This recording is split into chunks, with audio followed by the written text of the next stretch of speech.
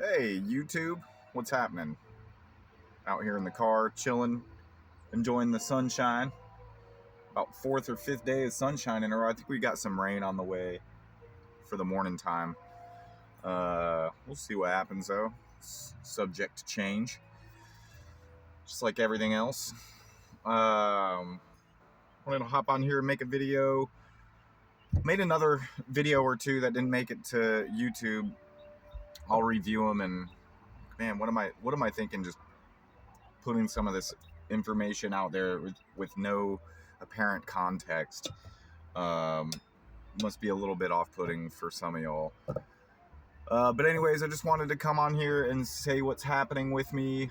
Working at the 05 at night. Cribs is no longer a thing. I was working about 4 shifts there, making less than $200. So it just didn't make sense to keep going out to Duncan for that. But I still got about 3 or 4 nights per week at the 05, which is enough to pay my obligations for the month. So I'm still able to save some money too, if that's what I want to do. But I wanted to hop on here and talk about, I'm kind of at a crossroads in my living situation and things like that. Just because, moving in with Kristen and John here, I think I mentioned this in an earlier video, but they gave me, they made sure I knew it was a temporary thing until I can figure something else out. So I have some ideas of maybe asking if I can go back to the farm if they have a spot for me there. Thinking about getting on Woof again and finding another place that might put me up or need some help. So that's a possibility. The 07 is still in progress and has not opened yet. So we are working, I guess, towards that. I really am still not really involved in that in very much of a meaningful way, other than a little bit of help with help wanted ads and stuff like that. Really only did one kind of write up for that, and waiting for some information for me to build the other job descriptions and things like that. But I didn't ask for anything in return or any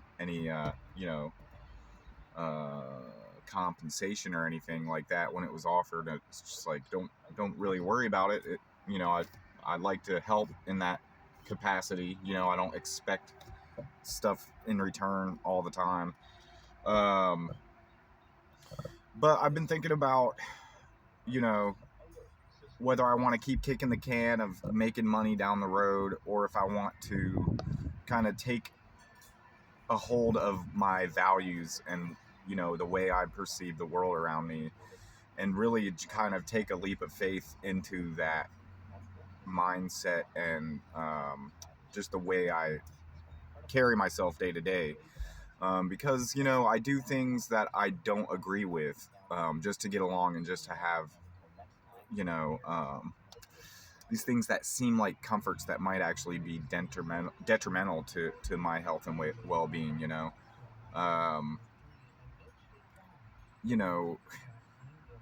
There's a trade-off between doing what you want and following your heart, and being able to do that. There's a trade-off in doing that.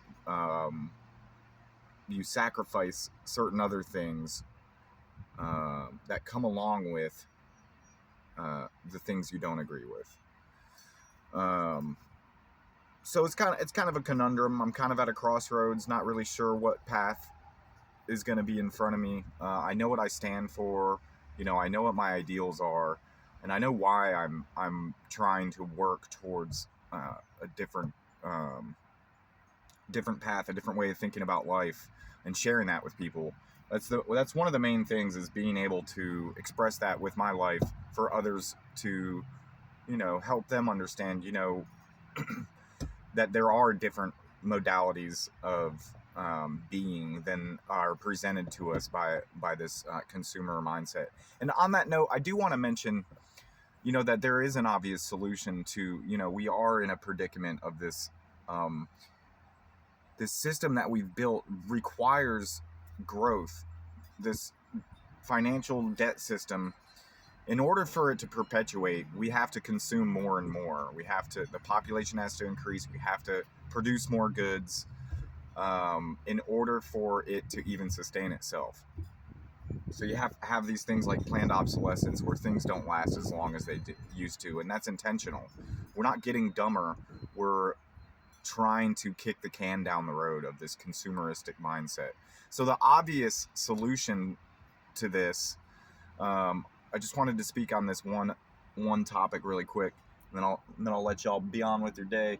The obvious solution to the detriment of this materialistic mindset, and this consume to what we're doing is we're feeding our brains this dopamine hits when we get the next best thing, that next digit in our bank account.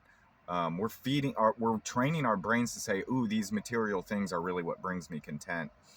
But when we come to understand that the things that are intangible are the things of the highest value, we don't take any of this shit with us to our grave, okay? So when we start to really comprehend our inner self and really try to understand what we're doing here, and what our true purpose is of enjoying a healthy, well-rounded life, that we have the ability of interacting with nature in a meaningful way. And right now we're not doing that because we're focused on that dopamine hit of getting the next best thing, and having the better car, that having these ideologies that please the self, and they don't do anything for the whole.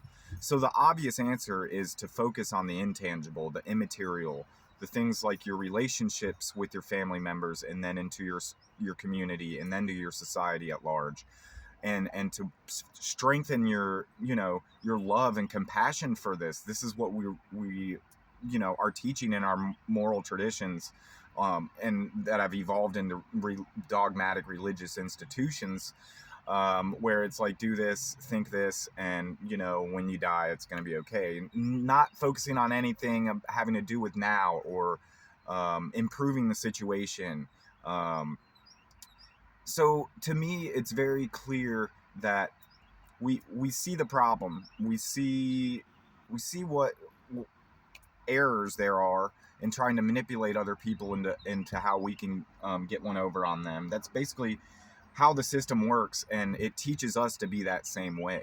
And when you participate and are well adapted to it, then you are a part of that, and I'm not saying that I'm not, but I am saying that I would not like to be anymore, and I'm making it my life's work to expose that and to move away from it. So I'm not sure what path that's going to take or how it's going to manifest, but I intend on leading a life. It doesn't mean I can't like nice things or enjoy good times, or you know um, it doesn't mean I have to give up, for instance, technology or anything. You can use it for what you want to use it for, but being aware of what effect you're actually having, what your causes are actually having an effect on the material plane, and when you're supporting things that are you know detrimental to, one, the environment, and two, your health and the health of we're basically supporting systems that are putting us into early graves, whether it's this institution, or pharma, whatever the institution is. They're not teaching us how to live in a more meaningful way, in a content way. So that's the path I'm taking, is to kind of bring people to the awareness of what true contentment really can be and what it means. And I intend on doing that through my life.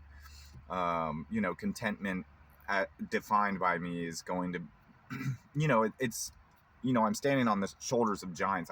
I didn't come up with the definition of contentment, but it means to align your thoughts, your emotions, what you truly care about, and your actions, aligning them to where they all are cohesive in one unit. That's what the human experience is all about.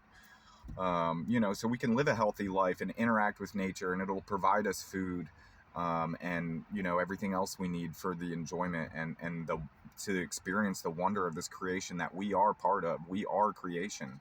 And when we are self-seeking and not compassionate for the entire creation, then It just leads to strife and discomfort, and you're gonna have those times where you feel empty, and um, I don't know what the meaning of life is, and that's a product of the materialistic consumeristic mindset, and we've kind of been conditioned to um, have that be our main focus, so that we can kind of keep kicking the can down the road, so to speak. um, but the law of polarity is still in effect, and the pendulum always swings in the other direction. And that's same for an individual life as it is for family, as it is for a community, as it is for the world society at large. um, and we're at a time now where we can understand these things and do something about it. We can cultivate the care for our health and well-being, and explore true knowledge of what's actually occurring with this profiteering system, um, of this destruction of care. The sacred feminine has lost its weight in Western culture. We are taught to disregard our emotions and our true inner feelings, and say that's not important, and say, we have these material goods to give us these dopamine hits and these feeds to scroll through that are just going to keep me feeling like I'm just doing just fine. I'm doing fine destroying the world with this fiat currency based in debt notes. I'm cool with being a slave and letting somebody else just have a portion of my um, hard-earned income, so they can do whatever they want and tell you that you're the one voting for it. And they see us against each other. The people who know how reality functions are in the corner, kind of, oh, it's working. Haha, let's get this side pissed now. Haha. They know what they're doing. And the media knows what they're portraying. This, for a while now, it's been this crisis of, it's always fear-based manipulation. I've been hearing talk of this looming crisis, shortages and shit like that. And it's like, come on, you can read statistics. We throw almost half of our food away. Don't tell me there's a looming crisis of scarcity. Put some seeds in the ground and see how scarce shit is. Okay? I just am over it. And I think I'm at a point to where I have to cultivate my inner knowing, and really choose a path of right action that will make a meaningful impact, which is what I'm trying to do. And if I wasn't, then it's all right. I don't, who cares, But anyways, what was I talking about? Oh yeah, the media. Holy shit. All media is biased. You know why? Because they pick and choose what to report. Whether or not it's true, it's still biased because they're picking out what to report on. They're not going to report on people who are networking under natural law. They're not going to report on people who are building ulterior systems of trade that support the wellness of the individual and the community at large. They're not going to report on that. They're going to report on chemical spills and, looming wars and all this shit that nobody really wants, but they're just going to put it in your face like it has to exist. Have you ever listened to NPR news briefs in the middle of the radio, like when you're listening to your music and the news comes on? Almost every single news story says authorities in such and such, authorities in blah blah blah blah blah. Why? I have authority for this being here. I am in charge of it. The government of this right here is on my head and shoulders right here. This is my governor, okay? I'm tired of it. I'm tired of these people saying authorities like they're leaders. They're not leaders. They are just rulers. They're the ones speaking the law, and then they have their enforcers, the police and military people. Those are their lap dogs. They refer to them as their dogs, because it's a police state. They're the ones taking the action to keep you in that slave system. They're the ones throwing people in cages for no harm done to anyone else, that are profiteering off of people in prison. Anyways, I didn't mean to get off on a rant there. I want to stay focused on positive and cultivating this true care for what our reality is and what it has the potential to be, and staying focused on that is going to be more and more apparent in my life, if my intentions hold true. So anyways, sorry for the little bit of a rant there, and just speaking what's on my mind.